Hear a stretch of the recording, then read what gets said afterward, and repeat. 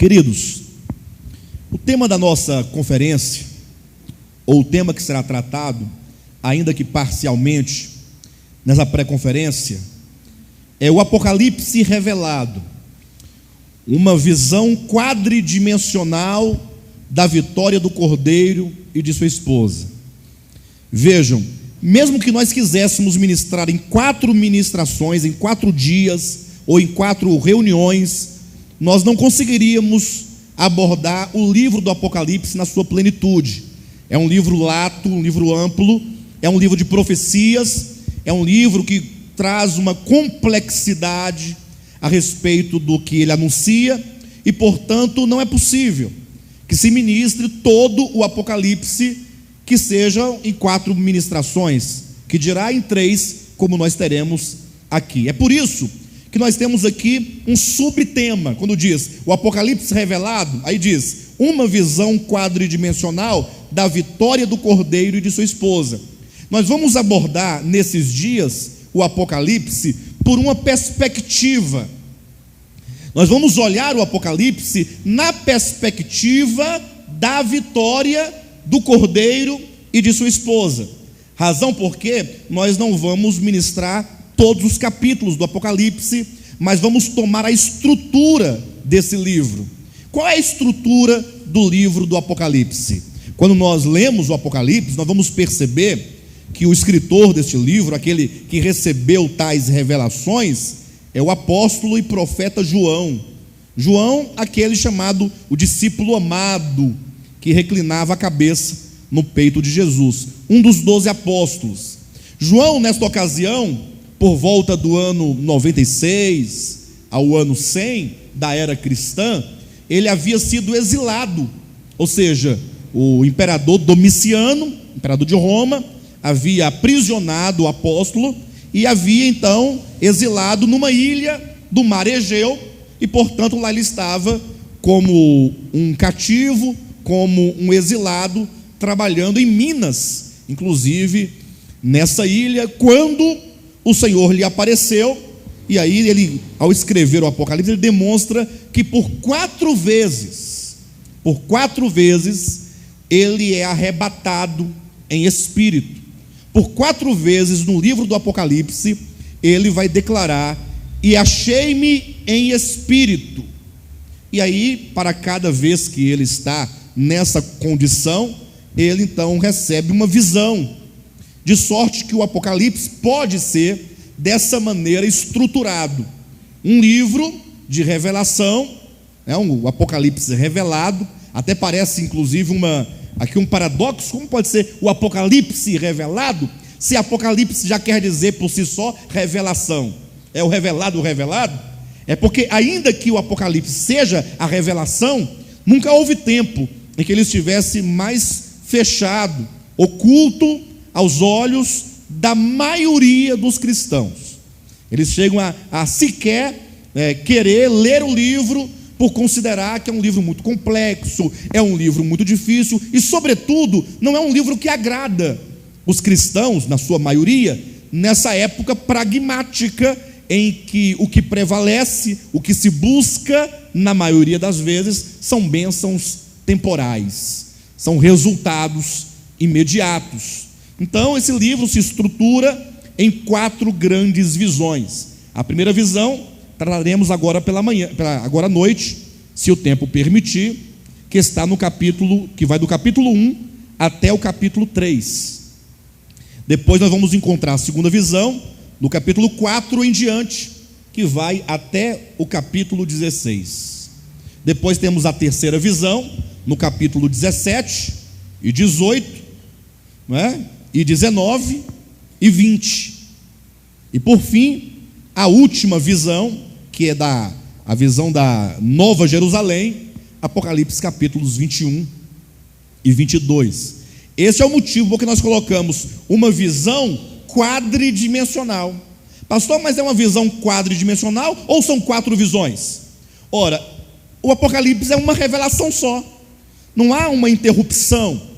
Entretanto, por 4 vezes ele vê como que o Cordeiro de Deus e a sua esposa vai conquistando, vai obtendo vitória. e a cada visão, essa vitória vai alcançando um terreno, um campo muito maior, até por fim, no capítulo 21, se vê ali a plena vitória do Cordeiro sobre todos os seus inimigos, inclusive sobre o velho sistema, o velho cosmo, que foi substituído por novos céus e por uma nova terra.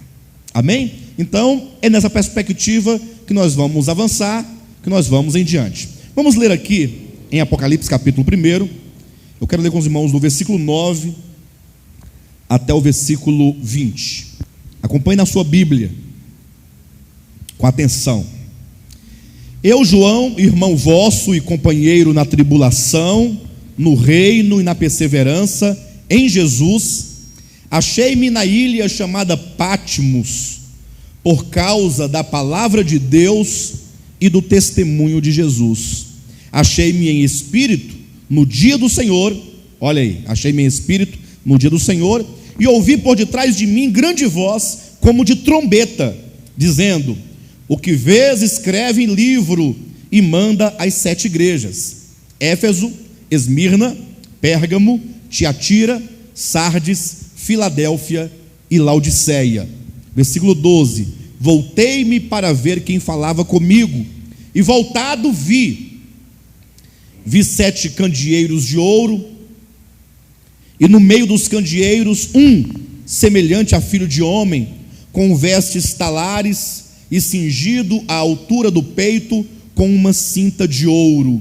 A sua cabeça e cabelos eram brancos como alva lã, como neve, os olhos como chama de fogo, os pés semelhantes ao bronze polido, como que refinado numa fornalha, a voz como voz de muitas águas. Tinha na mão direita 7 estrelas, e da boca saía-lhe uma espada afiada de 2 gumes. O seu rosto brilhava como o sol na sua força. Quando o vi, caí a seus pés como morto. Porém ele pôs sobre mim a mão direita, dizendo: não temas, eu sou o primeiro e o último, e aquele que vive. Estive morto, mas eis que estou vivo pelos séculos dos séculos, e tenho as chaves da morte e do inferno. Escreve, pois, as coisas que viste, e as que são, e as que hão de acontecer depois destas. Quanto ao mistério das 7 estrelas que viste na minha mão direita, e os 7 candeeiros de ouro, as 7 estrelas são os anjos das 7 igrejas, e os 7 candeeiros são as 7 igrejas. Amém? Amados, o livro do Apocalipse é um livro que trata da revelação final de todas as coisas. Veja como que este livro se abre, veja qual a primeira visão que João teve, estando ele exilado na ilha de Patmos. É dito que ele estava em espírito no dia do Senhor, quando ele ouviu uma voz por detrás dele dizendo: João. Aí ele volta-se para ver quem falava, e ele disse que ele viu ali entre 7 candeeiros de ouro. Você não sabe o que é um candelabro de ouro? Aquela peça do templo judaico com 7 tochas de fogo, lugares. Hoje em dia se faz com velas, né? Embora no tempo do povo de Israel não fosse velas usadas, mas é aquela ideia. Tem uma haste no meio, né? Uma base de onde procedem 6, 3 de um lado, 3 de outro, com a central no meio, dá 7 hastes, que ali é o candelabro, conforme está revelado no livro do Antigo Testamento, o livro de Êxodo e mesmo o livro de Levítico. Mas veja, então João, na sua primeira visão, ele vê a Jesus Cristo totalmente em glória, em poder, com autoridade, vestido como um sumo sacerdote, ali entre 7 candeeiros de ouro. E Jesus dizia assim: João, não temas, eis que eu sou o primeiro e o último. Estive morto, mas eis que eu estou vivo pelos séculos dos séculos, e tenho as chaves da morte e do inferno. Esta é a visão com que se abre o livro do Apocalipse. E a grande questão, até para o nosso propósito, que é uma visão da vitória do Cordeiro e de sua esposa, nós devemos nos perguntar: qual é a importância, ou que seja, a relevância desta visão que introduz, que é o prelúdio que abre o livro do Apocalipse? Qual a relevância, qual a importância, qual é o significado desta visão do Cristo glorificado entre 7 candeeiros de ouro, entre 7 candelabros de ouro? Qual a importância? Amados, o livro do Apocalipse é um livro que trata a respeito do fim, mas veja que não é somente um fim, conforme nós temos no nosso entendimento, no nosso coração, porque nós temos uma expectativa do nosso tempo, e uma expectativa, como posso colocar, totalmente desconectada do sentido que o Apocalipse tem em relação ao todo da Escritura. Eu posso explicar para os irmãos. A Bíblia, embora tenha 66 livros, ela é apenas um livro.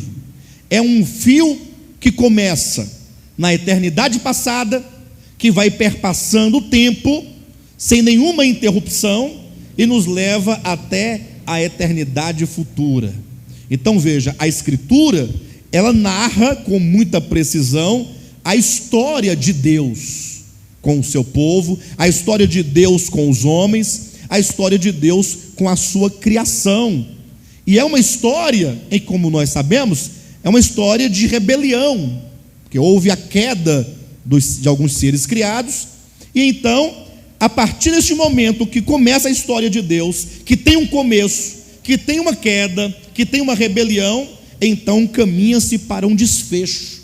O Apocalipse, ele não somente é o livro a respeito das últimas coisas, mas é o último livro da Bíblia que vai fazer o fechamento de uma história cósmica que começou na eternidade passada. Então, que nós não possamos olhar o Apocalipse tão somente com essa expectativa: o que vai acontecer?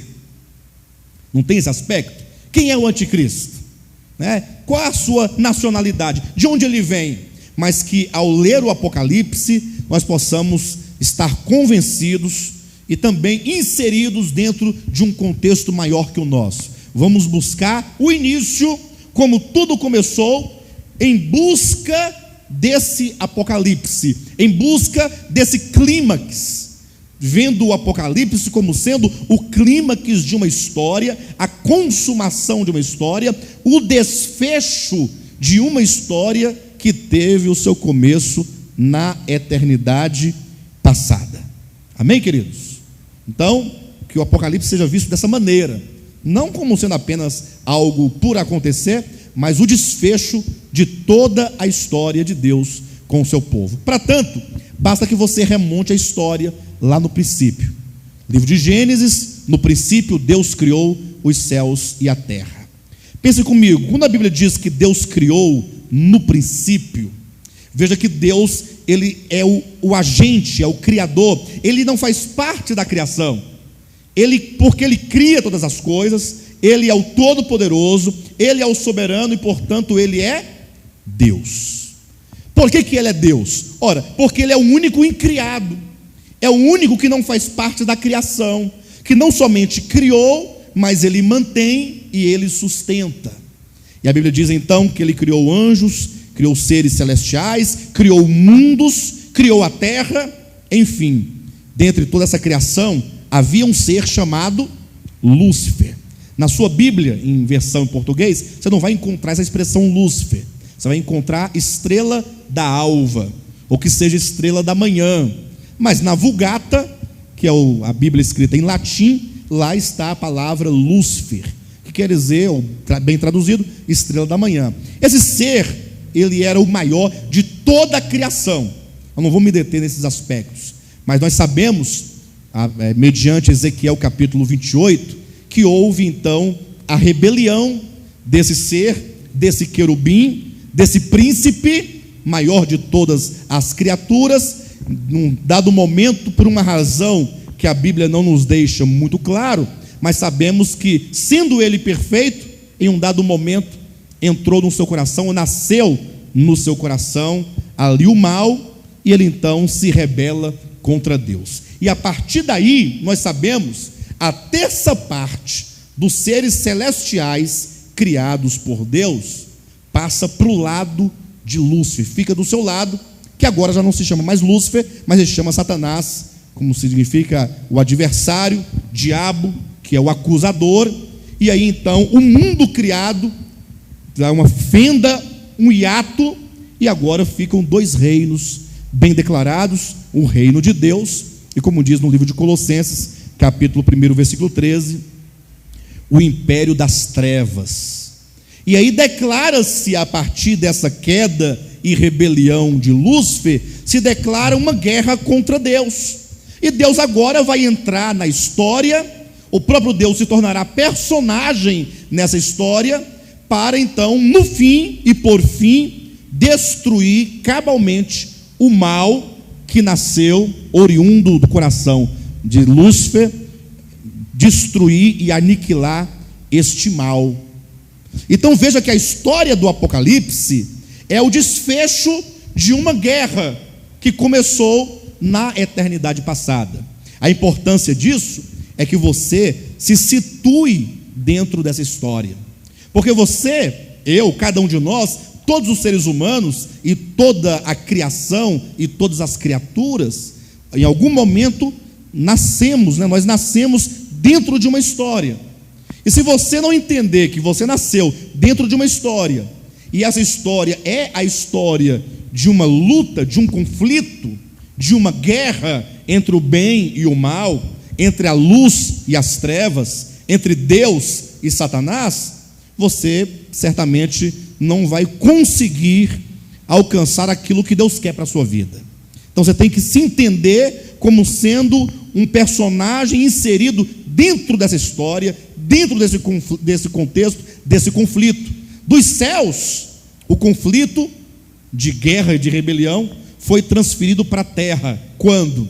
Quando lá está em Gênesis capítulo 3, é dito que estava o homem e a mulher, Adão e Eva, no jardim do Éden. Eles gozavam ali de plena liberdade, não participavam ainda do pecado, não conheciam o pecado, tinham ali a presença de Deus, o cuidado de Deus, estavam numa vida totalmente plena, quando aquele que caiu, o diabo, oculto na serpente, agora foi lá, entrou no jardim e enganou a mulher, que também por sua vez enganou ao homem. E a Bíblia diz que o homem e a mulher caíram em pecado, tornaram-se escravos do maligno, e a Bíblia diz então que o mal definitivamente entrou no mundo. Assim como por um só homem entrou o pecado no mundo, e pelo pecado a morte, assim a morte passou a todos os homens, porque todos pecaram. O conflito que nasceu na eternidade passada nos céus, agora é transferido para a terra, e alcança a terra, e agora os homens que nascem nessa terra, nascem, portanto, dentro deste conflito. E aí surge uma pergunta, que vai governar esse nosso entendimento, e que vai explicar essa primeira visão aqui do Apocalipse, do Cristo glorificado como sumo sacerdote entre as igrejas. Quando Lúcifer caiu lá no princípio, por que Deus simplesmente não o destruiu? Deus poderia ou não, quando viu que ali nascia o mal, que ali estava o perverso, e que aquela queda iria causar muitos transtornos e muitos males, e muita maldade, muito sofrimento e muita angústia em todo o universo, por que Deus não tratou com o mal imediatamente? Destruísse o maligno, tacava fogo nele, ou ministrava uma palavra contra ele, e ele desaparecia, e ponto final, e o universo ficaria livre desse sofrimento todo pelo qual ele tem passado desde então. Por que Deus não destruiu? Podemos dizer que há várias razões por que Deus não fez dessa maneira, mas uma delas é que, conforme está no livro de Provérbios, no capítulo 16, versículo 4, a Bíblia diz que Deus fez todas as coisas para um determinado fim, no sentido, para um determinado objetivo. Aí diz o texto: e até o perverso, para o dia da calamidade. É um texto que espanta a maioria dos cristãos, porque eles não conseguem conceber um Deus que cria cada coisa para um determinado fim. Os cristãos pensam que Deus criou o universo de um modo e que as coisas estão como estão, não porque Deus criou assim, mas porque o ser humano e os anjos e cada ser, eles que ditam o curso e que ditam o destino. Ora, se fosse dessa maneira, então Deus não estaria no controle de todas as coisas. E não poderíamos afirmar que Deus tem um plano e que Deus haveria então de cumprir esse plano. Então, quando Deus criou, essa queda, ela vai de alguma maneira contribuir para que no final ele cumpra com seus propósitos. Uma outra razão que poderíamos apontar é que a queda de Lúcifer, e isso nos interessa para entender essa primeira visão, ela se deu no contexto em que Deus, ou se cogitava que Deus haveria de criar uma outra criatura. Pense comigo por um momento. Deus havia criado anjos, querubins, serafins, todos eles dentro de uma hierarquia de governo e de autoridade, e dentre todos esses, Lúcifer era o maior.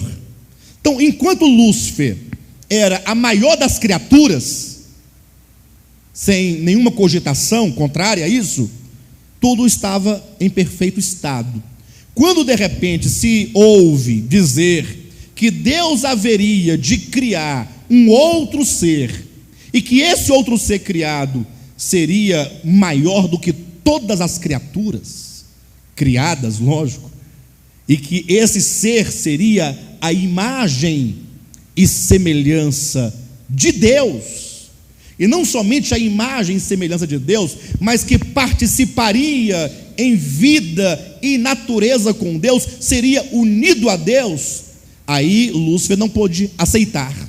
Aí começa a semente da rebelião, desperta nele o desejo de ser ele, não essa outra criatura que seria o homem, mas ele disse: eu serei semelhante ao Altíssimo. Quando ele diz eu serei, ele quer dizer não o homem, eu é que serei. Ou seja, ele não quer perder dentre as criaturas esse posto maior. E aí, imagine que ele chegasse diante dos anjos da criação do universo e dissesse: pessoal, eu estou com inveja de Deus, e portanto agora eu vou me rebelar contra ele, e vou lutar contra ele, lutar contra seus planos para destruí-lo. Se ele fizesse dessa maneira, os seres criados iriam segui-lo? Muito provavelmente não. Então como é que ele faz? Ele o faz, como diz o texto de Ezequiel capítulo 28, na base do comércio. Ele começa a seduzir, a induzir, com sofismas, com engano, com mentira, falando com os seres criados, criando uma imagem perversa de Deus. E é assim que se dá toda a rebelião. É como que ele dissesse assim: olha, engraçado, estava pensando aqui, por que só Deus quer ser Deus? Por que só Ele pode ser? Lembram também daquela experiência, só abrindo aqui um parênteses, dos filhos de Coré, ou que seja, Coré, Datã e Abirão, que questionaram por que só Arão é que pode servir no santuário de Deus. E aí começa um questionamento. E o pior, que quando surge uma situação como essa, o que acontece? Imagine só que eu chegasse aqui para o pastor, para o Calistrato: Calistrato, como é que você está? Tá bom? Bom demais. E as fazendas, tá boa? Boa. O gado, todos os cavalos, os jumentos, tá tudo lá. Pois é, mas o Calistrato estava pensando uma coisa. Você já observou bem o pastor Giovanni? Já, o que tem? Mas não sei, tem uma coisa nele que não me agrada, não tá muito legal. Mas o que é? Por que só ele que prega? E você, Calistrato, não prega? Sua esposa, uma pessoa tão culta, tão esclarecida. Você não acha que que ele é um pouco assim, egoísta? Aí o calistrado fala assim: rapaz, eu não tinha pensado nisso, mas agora você me falando, eu percebo que é mais ou menos assim.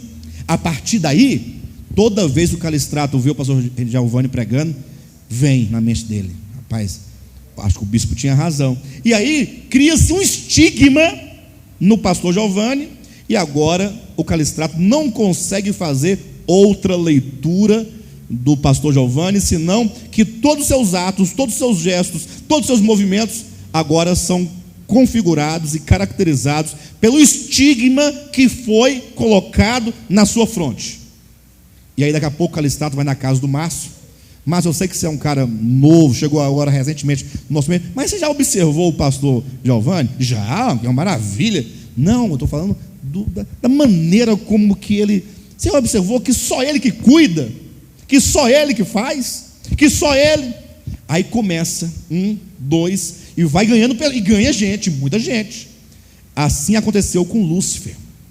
Imagina agora que Lúcifer chegou para Miguel, e chegou para tantos outros seres, e foi falando e falando para um, e na multiplicação do seu comércio, e o comércio tem um elemento um tanto negativo.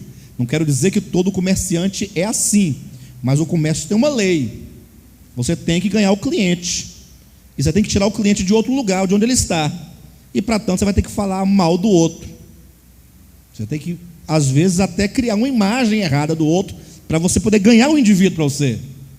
E é isso que disse a Bíblia que ele fez: na multiplicação do seu comércio, consumido por um fogo que o devorava, ele conquistou a terça parte dos céus, do seu lado, consigo.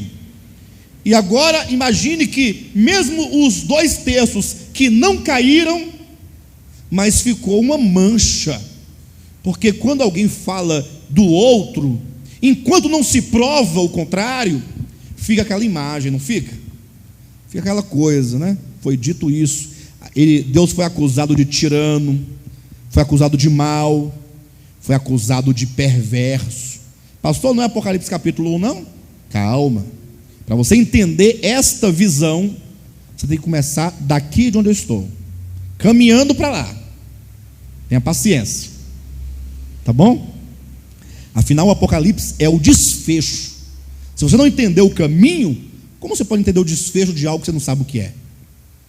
Então, ficou uma mancha no universo. Uma terça parte estava clara, pelo menos segundo as trevas de sua cabeça, de que Deus de fato era mau.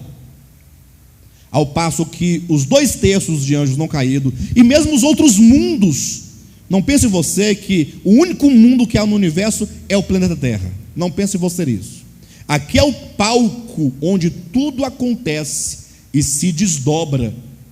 Mas os mundos, diz a Bíblia em Hebreus capítulo 11, versículo 3, foram criados pela palavra de Deus. Os mundos, os cosmos, os sistemas foram criados por Deus. De maneira que agora Deus foi acusado de algo, e Deus simplesmente não destrói, porque se ele chega no diabo e destrói o diabo, isso iria fazer o quê?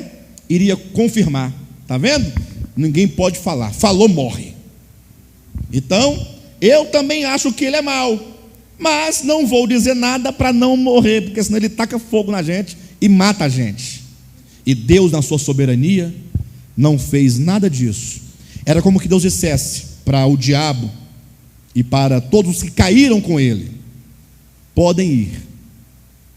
A história começa agora, e nós vamos nos encontrar várias vezes, ou que seja, nós vamos nos encontrar algumas vezes na história, e será nessa história em que eu me farei personagem, em que eu vou entrar na história, vou viver na história, é que eu vou revelar o meu caráter a todo o universo. Somente na experiência é que haveria a revelação de quem é Deus. Porque imagine que Deus fala assim: olha, vocês estão vendo aí o diabo? Viram? Pois é, eu vou destruir a ele e todos aos seus companheiros, e vai ficar de exemplo para todos vocês, para que nenhum de vocês amanhã faça o que ele fez. Imagina agora o medo da criação. Hora de adorar a Deus, todo mundo, opa, ou vai ou morre. Aí ficaria aquela adoração como que imposta. Deus é Deus, a criatura não pode fazer nada porque é infinitamente menor do que ele. Ficaria aquela coisa, aquela máquina, né? Aqueles fantoches. E Deus é tão sábio que ele falou: não, eu vou me revelar. Na verdade, o propósito de Deus tem esse fim, né? Ele faz toda uma criação, contendo nela, lógico, pela queda, o mal, exatamente para que ele entre na história e para que o mundo, o universo, os mundos, toda a sua criação, nos céus, na terra, os mundos visíveis, invisíveis, todos, no final, possam ter conhecido a Deus. Seria um conhecimento mediante a revelação.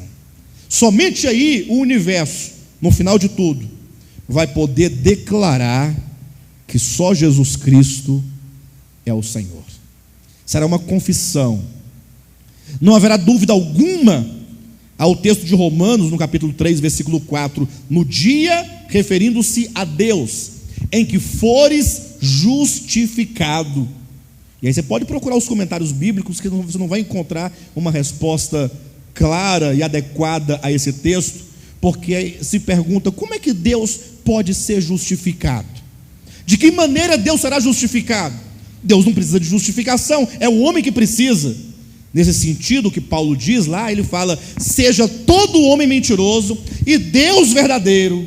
Ou seja, o que Deus é, que é ser verdadeiro, sua natureza santa, natureza de amor, de bondade e de misericórdia, foi provada pelas os muitos questionamentos a respeito dele por ocasião da queda de Satanás, e então ele vai ser declarado justo, declarado santo, declarado bondade, amor, justiça, no final de todas as coisas, depois que ele tiver entrado na história, provado pela história, e então todos verão que ele é. E foi assim que aconteceu. É como que Deus dissesse: Satanás, pode ir. E aí começa a história de rebelião. Transferida para a terra, o homem cai sob o seu domínio e começa uma história na terra de idolatria, de afastamento de Deus. Basta que você leia os capítulos 3, 4, 5, 6 até o 11 de Gênesis. Depois você pode ler todo o restante de Gênesis e o restante da história do Antigo Testamento. O que nós temos lá? A história de uma humanidade que caiu, que abandonou o Deus Criador, que se inseriu agora em profunda experiência de idolatria. É o maligno, mediante homens caídos e perversos, multiplicando deuses, para que Deus seja reputado como apenas um Deus, ou mais um Deus no meio de tantos deuses. Esse é um esquema, é um projeto do maligno, tentando vencer a Deus, tentando levar toda a sua criação para longe de Deus, de modo que nós sabemos da história. Num dado momento, a Bíblia diz no livro de Gálatas capítulo 4, versículo 4, na dispensação da plenitude do tempo, Deus enviou seu filho, nascido de mulher, nascido sob a lei. Este é o exato momento em que o verbo, que é Deus, ele entra na história, se faz homem, se faz criatura, se faz personagem da história, para então começar a decidir e começar efetivamente a revelar quem é Deus e quem é o maligno. Mas veja, na dispensação da plenitude do tempo, isso é importante. Por que é dito que o verbo, que é Deus, se fez carne? Na dispensação da plenitude plenitude do tempo. Isso é muito importante. Esse momento da encarnação é o momento de um ápice da história. Houve tempos anteriores a esse, muitas dispensações houve, mesmo antes do tempo humano, o Cronos, havia ainda um período na eternidade de rebelião, mas num dado momento vem a plenitude.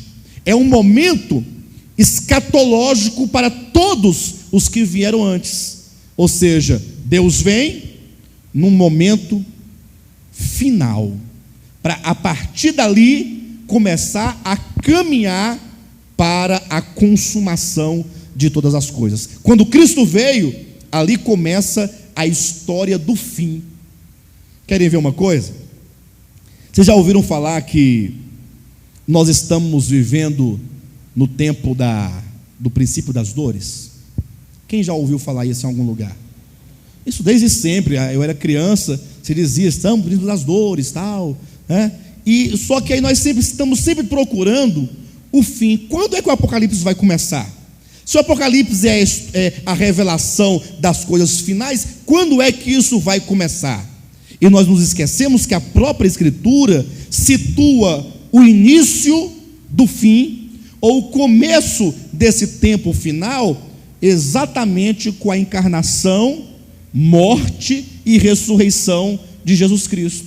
Vocês querem ver isso? Vamos ler alguns textos para os irmãos verificarem.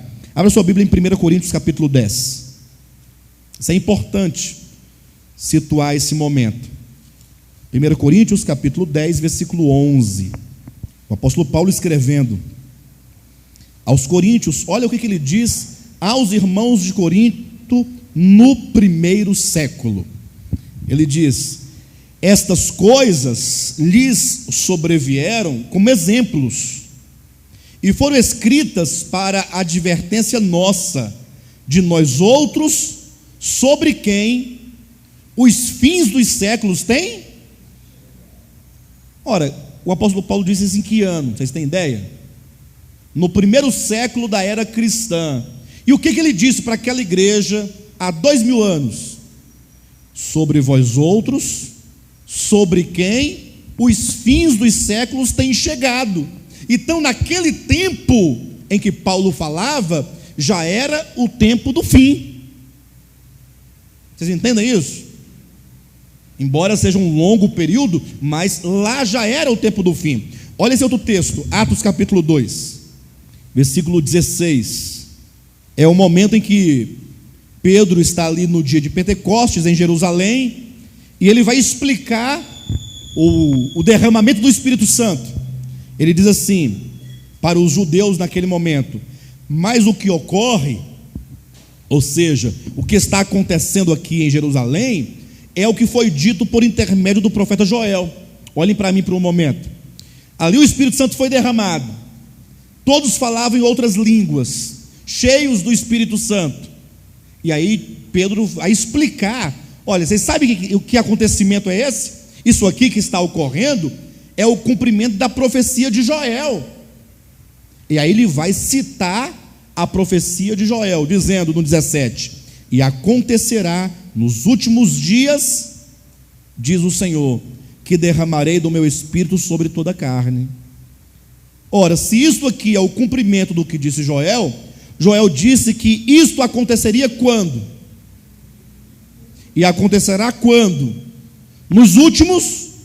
Ora, então, aqueles dias do Pentecostes, primeiro século da era cristã, início da igreja, já era os últimos dias.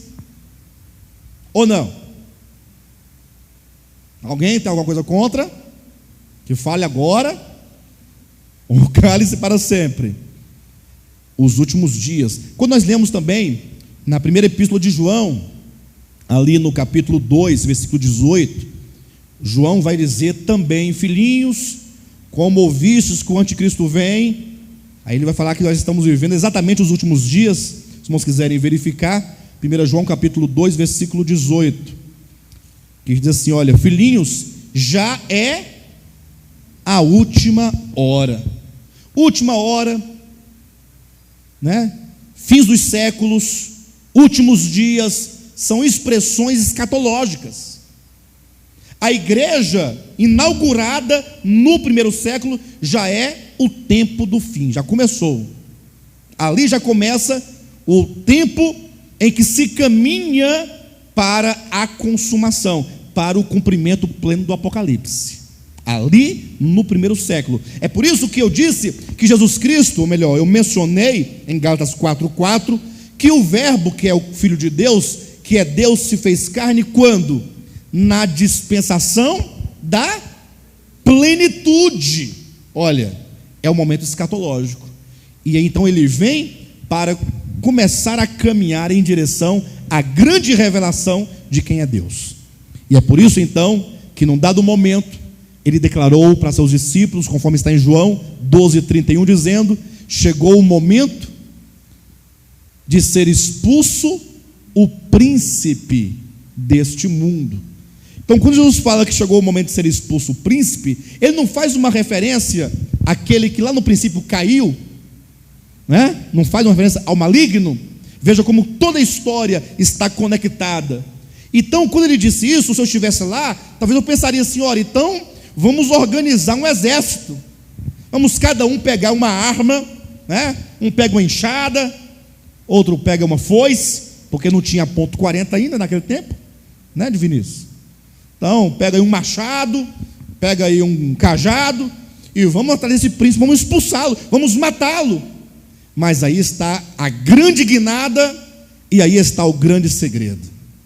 O modo como Deus, no seu plano, determinou que venceria o mal, que iria revelar o mal a todo o universo e revelar o coração de Deus a todo o universo, não seria mediante uma guerra, pelo menos a priori, né, de maneira a destruir efetivamente o mal, mas que o Filho de Deus haveria de entrar sim numa guerra contra as forças das trevas, mas a força divina se daria na fraqueza. É quando vem a paixão de Cristo. Irmãos, não pensem jamais vocês que a morte de Cristo foi um evento meramente social, que houve meramente um problema ali, né? Uns fariseus, escribas entenderam equivocadamente o que Jesus falou, aí houve uma controvérsia, vamos matar esse indivíduo. Não, a morte de Cristo se dá na dispensação, se dá no clímax de toda uma expectativa cosmológica do cosmo inteiro. O universo inteiro, os mundos todos estavam olhando para aquele momento da morte de Jesus Cristo. O que vai acontecer? Não é sem razão que quanto mais prendiam a Cristo, batiam em Cristo, cuspiam nele, humilhavam a Jesus Cristo, colocando a coroa sobre a cabeça, o manto, e zombando, a Bíblia diz que como uma ovelha muda, ele não abria a sua boca. Irmãos, aquele silêncio incomodava tanto o diabo e os anjos caídos e o exército de Satanás, que eles ficavam dizendo: se tu és o Filho de Deus, desça. Tudo que o diabo queria era que Jesus descesse da cruz e manifestasse ali em poder, para que eles pudessem guerrear, para que pudesse assim, como que confirmar que ele é mau. Vocês estão entendendo essa história? Quem está entendendo a história? Então, tudo que o maligno queria, mas Deus não. Deus em Cristo, Deus feito carne, ele se deixou prender, e como ele próprio declarou, como se prende a um cão. Jesus falou: vocês vêm a mim com paus e com pedras, como quem agride ou quem vai em busca de um cão, um cachorro. Pensem comigo. Agora aqueles homens pegaram a Cristo, manietaram suas mãos, lógico, e começaram a bater na face. Diz a Bíblia que colocaram uma venda nos olhos dele, e aí zombavam dizendo: se tu és mesmo Cristo, tu és profeta, então profetiza, quem é que te cuspiu? Aí cuspiu na sua face. Este momento é o momento em que todo o universo está vendo Deus sendo humilhado, zombado, escarnecido, todo o universo. E Satanás, o agente principal e instigador daquela turba violenta de homens perversos, estava sendo revelado. Era como que aquela cena da crucificação, da morte de Cristo, dissesse: vejam, mas se é verdade o que foi dito a respeito de Deus, que Ele é mau, que Ele é perverso, que Ele é tirano, como é que Ele se deixa ofender e, sendo ofendido, diz: perdoa-lhes, porque eles não sabem o que fazem? Não pode ser. A morte de Cristo apagava do universo toda acusação.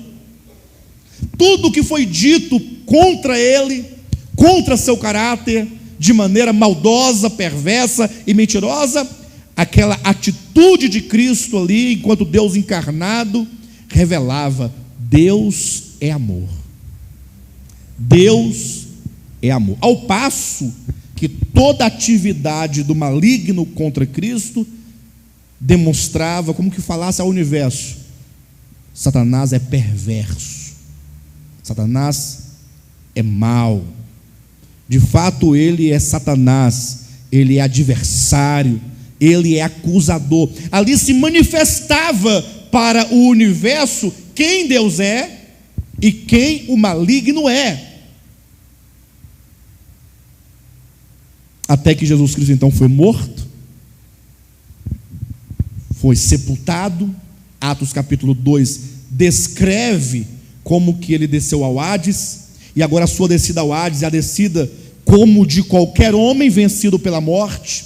E aí a morte cria uma interrogação: teria Deus sido vencido? Teria Deus sido vencido? Porque se a morte por fim o tragou, e o maior de todos os inimigos é a morte, teria Deus sido vencido? Cabalmente? Destruído? Passou-se o primeiro dia, o segundo dia, o terceiro dia. Vocês sabem da história. Jesus, ele começa a caminhar em direção aos portões da morte, e ele começa a declarar as mesmas palavras que ele havia dito ao ressuscitar Lázaro: eu sou a ressurreição e a vida. E agora ele rompe os grilhões da morte. A morte não consegue detê-lo, a morte não consegue prendê-lo. Ele simplesmente sai dessa força da morte. Ele então ressuscita aquele corpo que estava sepultado, sem vida, cadavérico. E a Bíblia diz que aquele corpo de Cristo agora foi totalmente permeado de um espírito de santidade, de poder, de modo que agora renascia o Cristo de Deus como um novo homem, cheio de poder, cheio de glória, totalmente diferente daquele primeiro homem que veio no ventre de Maria. Agora é um homem em glória, em poder, que não está mais preso a nenhum tipo de consequência do mal, do pecado. Haja vista que quando ele nasceu de Maria, aquele corpo, aquela sua humanidade, nasceu totalmente debaixo dos efeitos do pecado. Envelhecia, cansava, sentia dor, fome.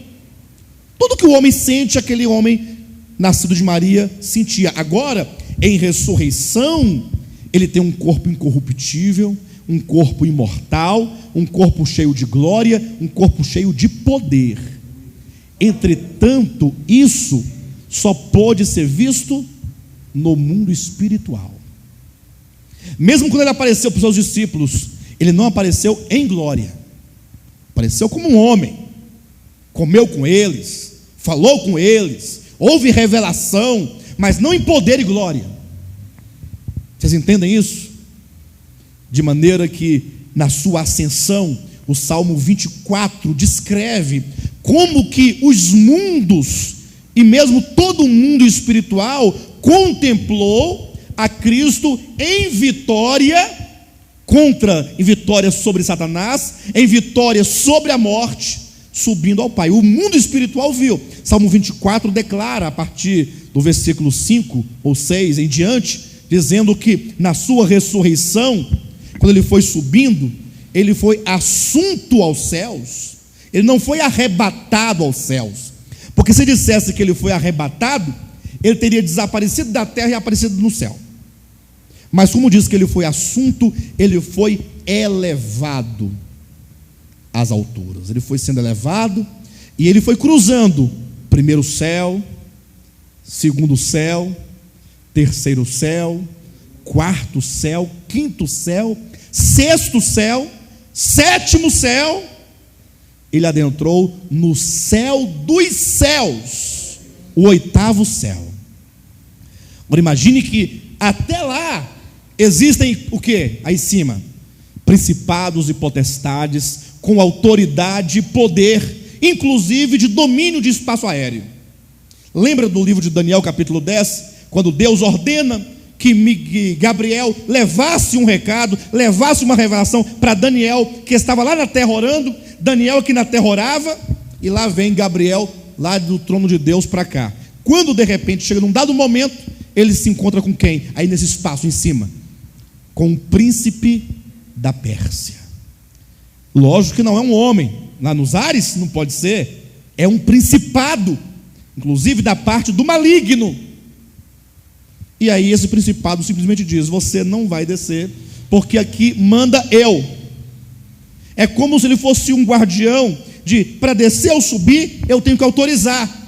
Portanto, esse que fala, esse príncipe, pode ser chamado de uma porta. Uma porta, por onde entra e sai. Na sua autoridade desce, na sua autorização sobe. E a Bíblia diz que por 21 dias ficou lá Gabriel: deixa eu passar, eu tenho que ir, eu tenho um recado, está demorando. Deus olhou assim e falou assim: é Gabriel, você é mensageiro mesmo, né? É mensageiro, eu vou mandar aí um príncipe para resolver esse problema. Aí Deus manda Miguel, que é o grande defensor dos filhos do povo de Deus, naquele tempo Israel. E lá então vem Miguel, luta contra o príncipe da Pérsia, diz: Gabriel, vai logo rapaz, desce logo. Gabriel desce e fala assim para Daniel: olha, há 21 dias eu estava ali em cima lutando, tentando descer, e não consegui, porque o príncipe da Pérsia não permitiu, mas Deus enviou Miguel, e eu desci, e eu sei que para voltar vai ser outra luta. Não, está escrito lá, leia Daniel 10, qual o versículo? Leia o capítulo todo, você vai saber exatamente qual o versículo.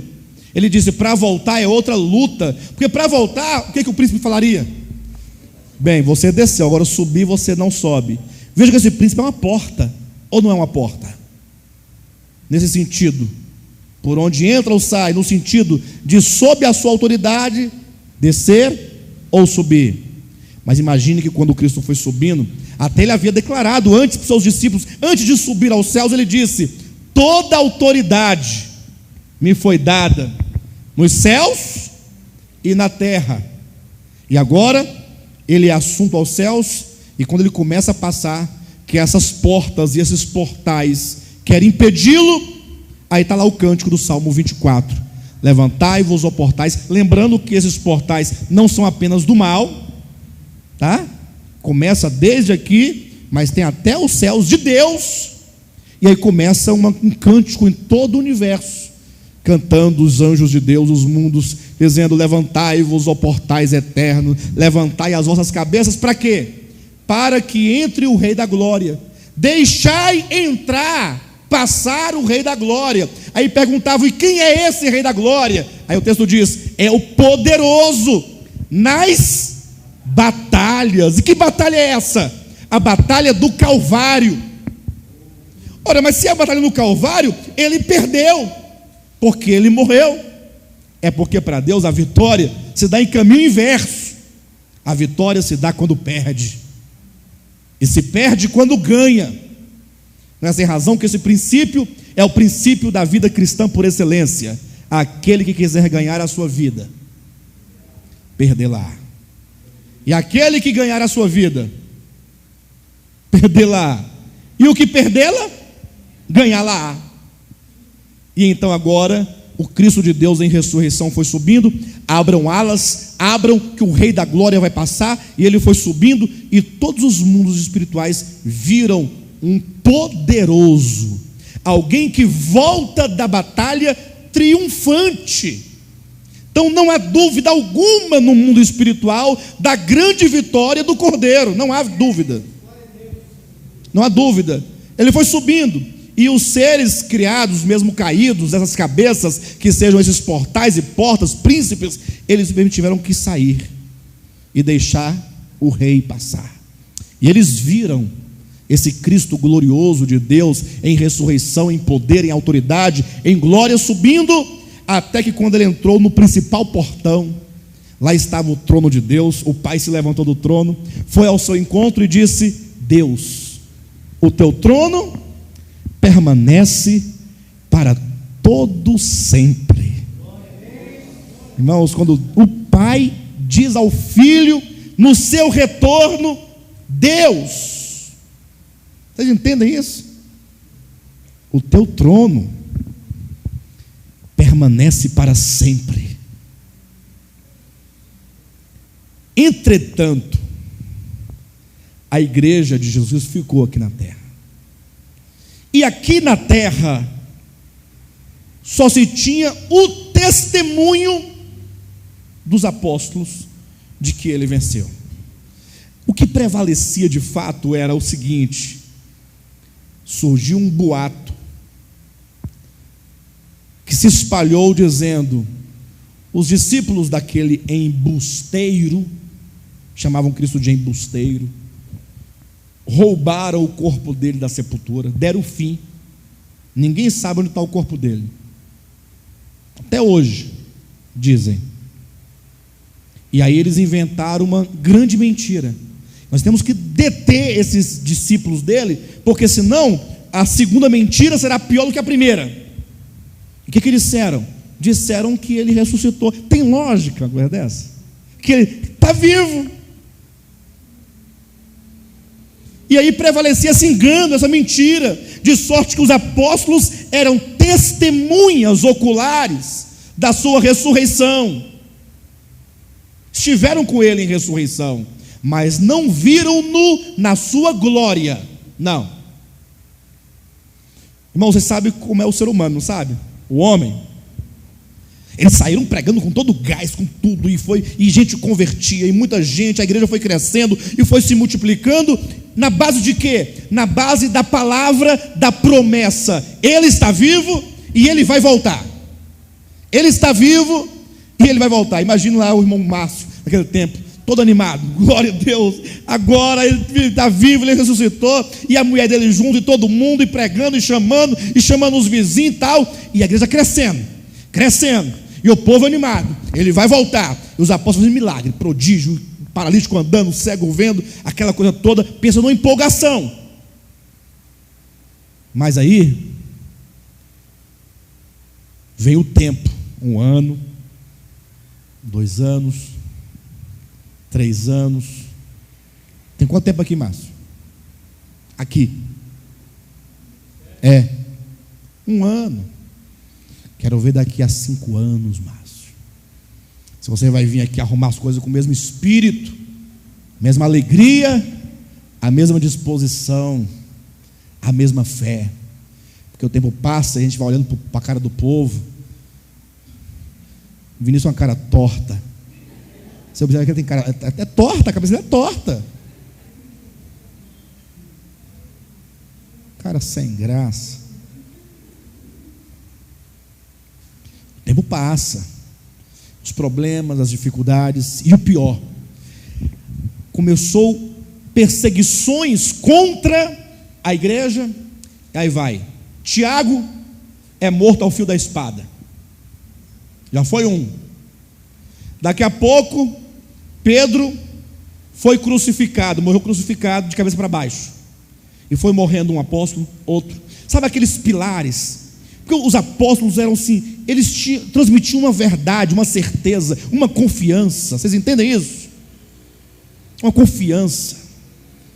Mas aí começou a morrer, e só morte ruim, decapitado, estrangulado, né? Apedrejado, queimado, cortado. E aí a igreja começou a se sentir o quê? Órfã. Daqui a pouco só tinha João, todos morreram, e João ficando velho, e Jesus não voltava. O que acontece, irmãos? O Calistrato, você tem certeza que é isso mesmo? Será que ele está vivo mesmo? Ele ressuscitou mesmo? Não, mas o Pedro viu, comeu com ele. Mas cadê Pedro? Morreu. Aí nós fomos aos bestas aqui. E o pior, perdendo seus filhos, mães perdendo os filhos, mortos na perseguição. Aquilo foi criando na igreja, nos irmãos, uma angústia, uma tristeza, uma agonia, uma descrença, dúvidas. Por que foi escrita a carta aos Hebreus? Por causa disso, a situação. Aí por fim, pegaram o último apóstolo que tinha vivo, prenderam, agora acabou tudo. E João, o último, foi levado para uma ilha distante, numa ilha. Se fosse pelo menos numa prisão no meio da cidade, bater um papo, mas não, tinha que atravessar, entrar no mar, lá no meio tinha uma ilha, lá estava ele. E eu penso que até João mesmo, eventualmente, quem sabe não estivesse ali sentado, num domingo. Jesus ressuscitou num domingo, embora não se tenha dado esse nome, somente posteriormente, mas no primeiro dia da semana estava lá João, sentado, olhando aquelas águas, pensando em tudo que ele passou, tudo, as experiências quando ele foi chamado, quando Jesus mandou jogar a rede do lado e veio cheio de peixe, quando Pedro, ele lembrando as coisas que Jesus falou, que ele fez, que ele realizou, a crucificação ele esteve presente, a ressurreição ele teve com Cristo, a ascensão ele viu ele subindo. E já passaram-se quanto tempo? Quase 80 anos, 70 e poucos anos. É muito tempo, irmãos. E ele pensava: será que ele volta mesmo? Não, que ele ressuscitou, sei que eu vi. Só que ele pode ter esquecido da sua igreja, não pode? Não, é tanta coisa para ele fazer, ele é tão grande, está lá à direita do Pai e tal. Isso é coisa do ser humano, irmãos. O homem é assim. Você não pensa em você que os apóstolos eram mais fortes do que você, porque não eram. Eles eram carne, no sentido de humanos, como qualquer um de nós aqui. Quando você lê o livro de Atos, as epístolas, você vê que há algo divino trabalhando neles, mas o humano, a fraqueza está ali sempre, em Paulo, em Pedro, em João, em todos eles. Aí estava lá ele, pensando, quando de repente, ele ouviu por detrás dele uma voz, que dizia: João, escreve.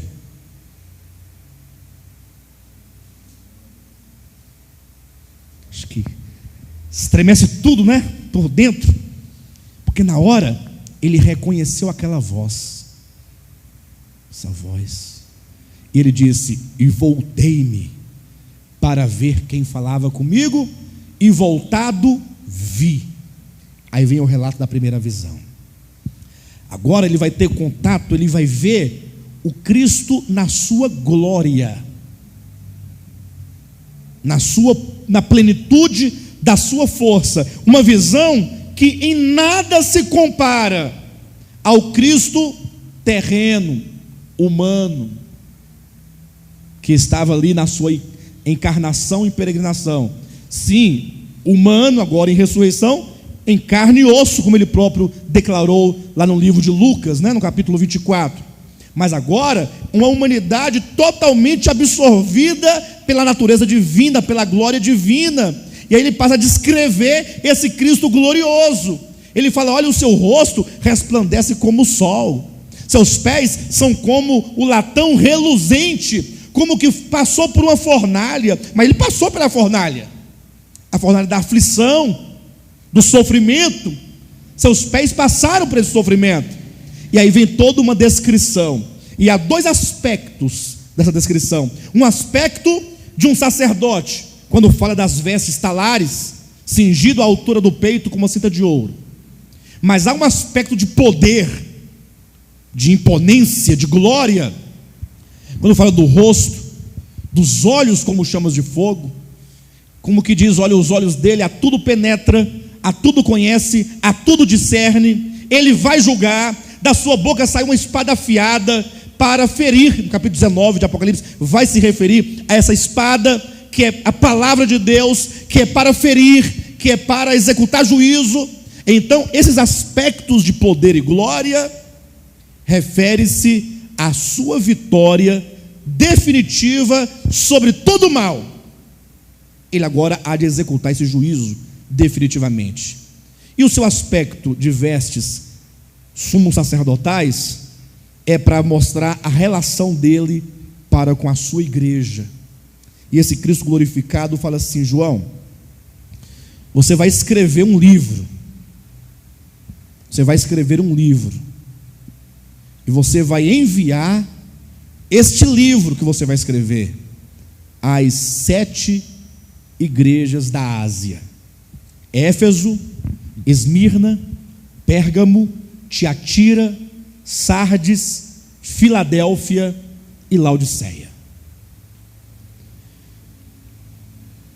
João escreve o Apocalipse, porque o que foi dito para ele escrever é o livro do Apocalipse. E portanto o Apocalipse é, em primeiro lugar, revelação de Jesus Cristo. A igreja não deve se abater ao longo da sua história, porque o Cristo glorificado, ressurreto, exaltado, entronizado, que está no trono governamental de Deus, que tem nas mãos o livro da economia de Deus, ele se revelou à sua igreja. Quando diz livro, revelação de Jesus Cristo, é o primeiro versículo de Apocalipse. Revelação de Jesus Cristo, que Deus lhe deu para mostrar aos seus servos as coisas que em breve devem acontecer. Então, este livro de Apocalipse é o que? É a revelação de Jesus Cristo, tanto no sentido objetivo, quanto no sentido subjetivo. Tanto no sentido objetivo, que Cristo é o objeto da revelação, é o livro que revela o Cristo de Deus, como Cristo é a fonte, revelações que procedem dele para o seu povo. De maneira que esse livro do Apocalipse não é um livro, como pensam, de assombração, porque tem muitas figuras, muitos bichos, animais e muitas pragas, então o povo fica assombrado com o livro. Mas é um livro de consolação. É como que dissesse assim: olha, diga para a minha igreja que eu estou vivo. Diga para a minha igreja que eu estou glorificado, exaltado. Diga que eu estive morto, mas que eu tornei a viver. E diga uma coisa para ela: que eu tenho nas mãos as chaves da morte e do inferno. Não há por que temer. Ele diz para João: não temas, eu sou o princípio e o fim, o primeiro e o último, o alfa, o ômega. Ele é. E agora João escreve esse livro, e ele vai enviar aos 7 candelabros de Deus. Pastor, mas só 7? Tanta igreja que tem no mundo, por que não mandou para todo mundo? Amados, essas 7 cartas, essas 7 igrejas representam no tempo a totalidade da igreja de Deus, da igreja de Jesus Cristo. Cada um daqueles candelabros representa a igreja em um dado período da história. Éfeso, primeiro século; Esmirna, segundo século; Pérgamo, terceiro e quarto século, ou terceiro, quarto e quinto século, né?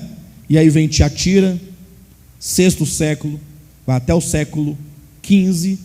Depois nós temos Filadélfia, mais um período, século XVII, século XVIII, e aí vem o último candelabro, Laodiceia, século XIX, XX e XXI. Pastor, como é que você sabe disso? Ora, quando você lê o Apocalipse, sobretudo essas cartas, e você faz um paralelo com a história, isso nós não poderemos fazer nessa nossa pré-conferência, mas os irmãos têm acesso. Nós temos aí não somente uma vez, mas 2 vezes foram ministradas e estão gravadas a mensagem sobre as 7 igrejas. No site tem, está disponível. Aí nós vamos ver como que se cumpre cabalmente. O que é dito de Éfeso se cumpre no primeiro século, o que é dito de Esmirna se cumpre no segundo século, o que é dito de Pérgamo se cumpre no terceiro e quarto século e quinto século, e assim sucessivamente, de maneira que Jesus, ele agora diz: João, revele à minha igreja, mostre à minha igreja a sua trajetória. E aqui está um ponto interessante nessa conferência, que se nós perdermos isso aqui, então não serviu de nada, qualquer coisa não servirá de nada. É porque se esse livro é a revelação de Jesus Cristo para nós, se nós não tocarmos esse ponto, imagine. Quer ver uma coisa? Quem é aqui o cristão que está mais fraco que mais fraquinho? Está quase? Quem é? Está ali, o Tiago. Está ruim, Tiago, você está ruim. Está vendo, pastor? Tem que apacentar o povo. Está ruim, você está nem sabendo que estava ruim. Tiago está lá, amarelo. Tiago, a sua vida mudaria se você chegasse em casa agora à noite, seus pais falassem assim: Tiago, tem uma carta para você que chegou aí. Você, carta para mim, mas em pleno século XXI e meio, carta. Se olhasse, estivesse lá, remetente, Jesus Cristo. Não, pensa que me engana. Você abrisse a carta e fosse de fato uma carta que Jesus Cristo mandou para você, você iria se renovar ou não?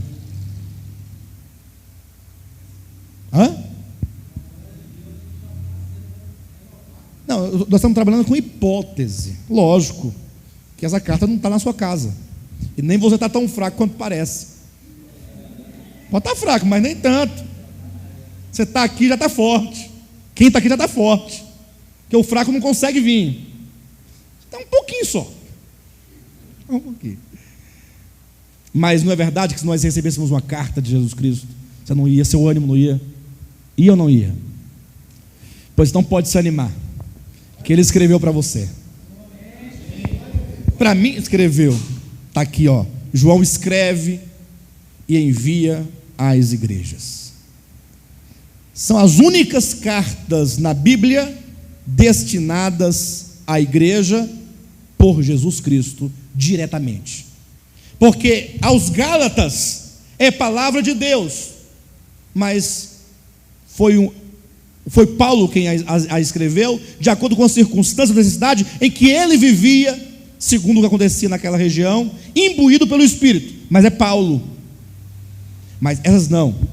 Escreve aí, eu vou citar para você. Jesus dizendo: escreve aí, João. Eu vou ditar e você vai escrever.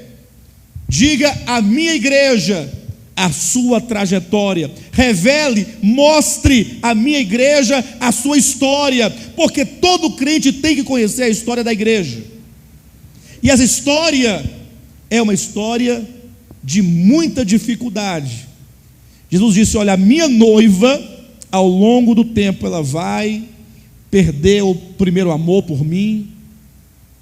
A minha noiva, ela vai contrair um casamento com um outro. Por julgar que eu estou demorando muito, minha noiva vai se casar com outro. E o pior, não somente cometerá adultério, mas cometerá sobretudo prostituição. Prostituição.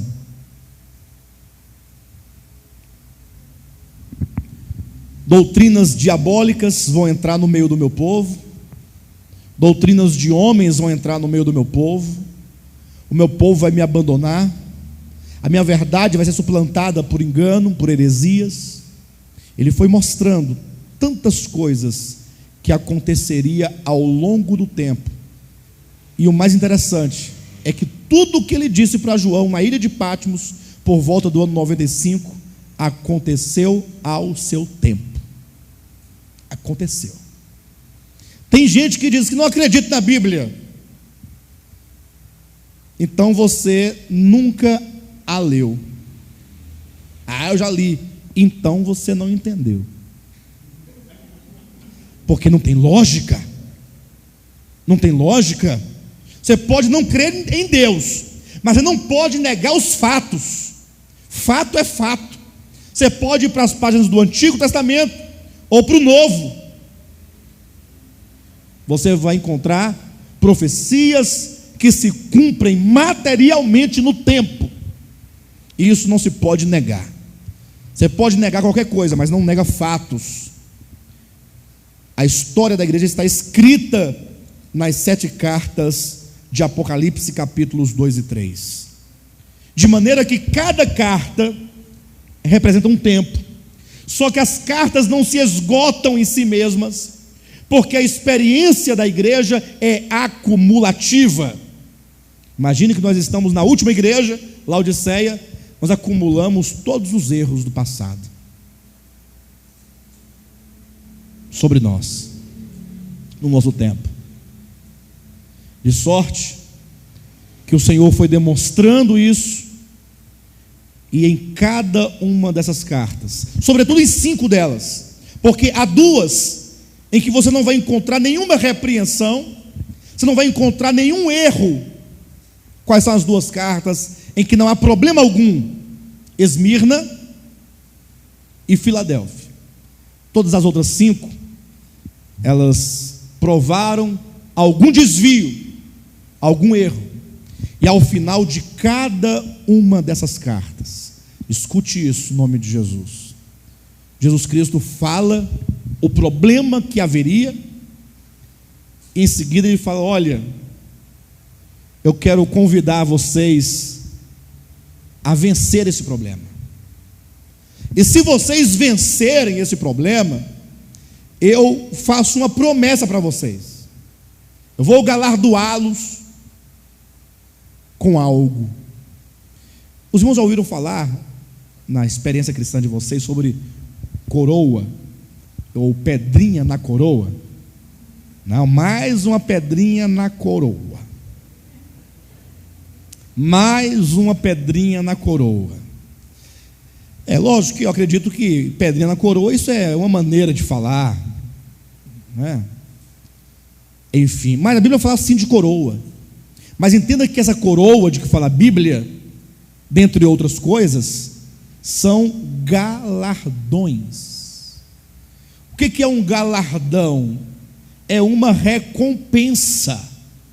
Ou seja, Jesus promete recompensar o crente, que ao entender a respeito do Cristo de Deus em glória, da sua obra, ao entender a história da igreja e perceber os erros, os desvios dessa igreja, ele tem a iniciativa de buscar a Deus, o poder do Espírito, para vencer a degradação, sobretudo a do seu tempo. O que é o ministério apostólico de volta à palavra? Pelo menos em teoria. Em teoria. Porque na prática, eu não posso falar por vocês, e vocês não podem falar por mim. Concordam? Cada um pode falar por si. Mas como eu estou falando do ministério, é o coletivo. O que é o ministério? É um lugar em que se reúnem pessoas, ou se reúne um grupo de pessoas que tem uma visão clara a respeito de Deus e de sua vontade. Cada reunião, seja de oração, seja de jovens, seja o domingo, seja estudo, grupo familiar, nós estamos dizendo, irmãos, nós precisamos vencer a degradação do nosso tempo. E tem mais, não é fácil. A degradação da igreja do tempo presente é muito difícil, porque é como que um parque de diversões. O cristianismo atual é um parque de diversões, ou que seja um shopping center, com muitos atrativos, com muitos prazeres de todas as espécies, tecnologia, tem tudo o que você imaginar, são luzes, cores, isso chama atenção, isso é atrativo. Aí você chega aqui, nesse ministério, é um solo árido, é um solo árido,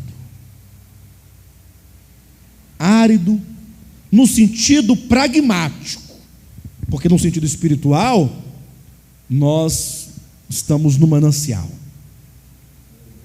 mas no sentido da vida cotidiana, você vai ter que lutar contra o seu ego, contra a carne, contra o mundo, contra o sistema, e isso não é fácil, mas é possível.